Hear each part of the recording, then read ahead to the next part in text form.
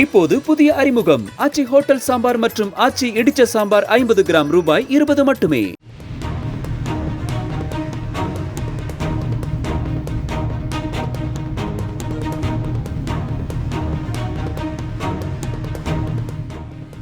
மயிலாடுதுறையில் 3 சக்கர வாகனம் மீது அரசு பேருந்து நேருக்கு நேர் மோதிய நிலையில் மாற்றுத்திறனாளியும் அவரது மனைவியும் படுகாயங்களுடன் உயிர் தப்பினர். மாற்றுத்திறனாளியான அரபதுல்லா என்பவர் மனைவியுடன் சென்றபோது கும்பகோணத்தில் இருந்து சிதம்பரம் சென்ற சிறப்பு பேருந்து அவரது 3 சக்கர வாகனம் மீது மோதியது.